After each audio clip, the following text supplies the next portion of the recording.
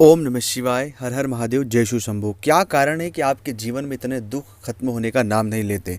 एक दुख जाता है, दूसरा दुख आ जाता है। जीवन में जब से हम जन्म लिए हैं तब से दुखों ने हमारा पीछा नहीं छोड़ा है।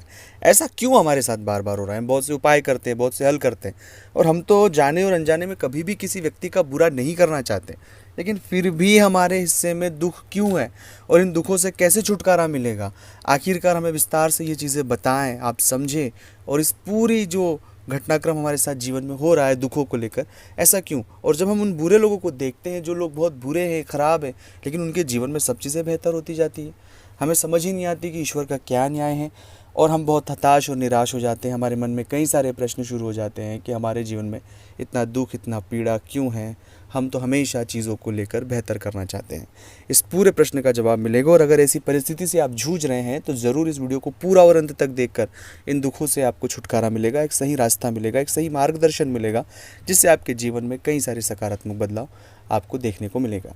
आप सभी से निवेदन है कि चैनल को सब्सक्राइब नहीं किया तो प्लीज़ करें। कमेंट्स में भोलेनाथ का नाम लिखें। चाहते हैं अपनी कुंडली का विश्लेषण हमसे करवाना, स्क्रीन पर नंबर चल रहे हैं, आप आएँ, व्हाट्सएप पर अपॉइंटमेंट लेकर बात करें। उसका फीस शुल्क लागू है। दोस्तों, सबसे पहली बात है कि अगर आपके जीवन में बहुत दिनों से आप दुख हैं, हताश है, उसके पीछे एक मूल रीज़न होते हैं प्रारब्ध के कर्म की। इस जन्म में तो हमने कुछ ऐसे कर्म नहीं किए हैं जिससे हमें दुख आए, लेकिन बीते जो हमारे जन्म है उनमें ऐसे कुछ कर्म हैं हमारे, जिस कर्मों का फल हमें वर्तमान में मिल रहा है। तो इसलिए उस कर्म का जो पश्चाताप है वो हर एक व्यक्ति को करना होगा, चाहे मैं हूँ, आप हो, कोई भी हो। लेकिन उस कर्म के पश्चाताप में और जो उस कर्म के भाव हैं उसमें हमें इस तरह का भाव नहीं रखना है कि सब चीज़ें खराब चल रही है, सब चीज़ें बेकार होगी। इस तरह का भाव मन में कुछ भी नहीं रखना है, क्योंकि यह वर्तमान को ख़राब करता है। यह आने वाले समय में इस जन्म में जो किए जाने वाले हमारे अच्छे कर्म हैं, हम उन कर्मों को ख़राब कर रहे हैं। इसलिए उन सभी हालातों को एक सकारात्मकता में लेते हुए, उन हालातों से जूझते हुए हमें धीरे धीरे आगे बढ़ना है। हमारे मन में कोई भी नकारात्मकता नहीं रखना है, हमें नेगेटिव नहीं होना है, तनाव में नहीं जाना है। हमें उन हालातों को फेस करना है। जब तक हम फेस नहीं करेंगे तब तक चीज़ें कुछ भी ठीक नहीं होगी। और ईश्वर का जो स्मरण है वो सबसे बड़ी सत्ता है, वो सबसे बड़ा दयालु और क्षमा करने वाला है। इसलिए जितना हो सके उतना अपने इन हालातों में नमः शिवाय का जाप करें, ओम नमः शिवाय का जाप करें। अब अपने इन हालातों में भी देखें कि इन हालातों में भी ईश्वर ने हमें सपोर्ट किया। हम जिन हालातों में अभी वर्तमान हैं, जो चीज़ें बेहतर हो रही है, वो भगवान की कृपा से हमारे जीवन में हो रही है। इसलिए जितना ज़्यादा हो सके शिव मंत्र का जाप करें, नमः शिवाय का जाप करें, अपने इष्ट मंत्र का जाप करें। अब जितना जाप करेंगे उतने आपके हालातों में एक सकारात्मक बदलाव देखने को मिलेगा।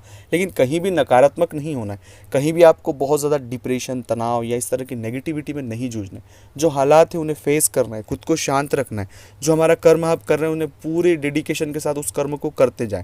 धीरे धीरे धीरे जैसे ही वक्त बीतेगा और आप इन हालातों से बाहर हमेशा के लिए आ जाएंगे।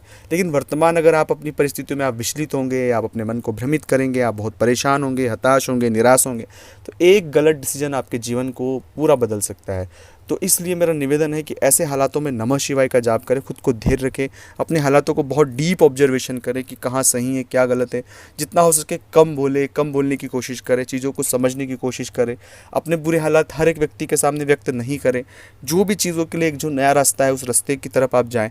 इस तरह की जब कोशिश आप सकारात्मक करेंगे, ईश्वर आपका साथ देगा, और धीरे धीरे धीरे जो भी दुख आपके जीवन में चल रहा है आप उससे बहुत कम समय में बाहर निकल आएंगे।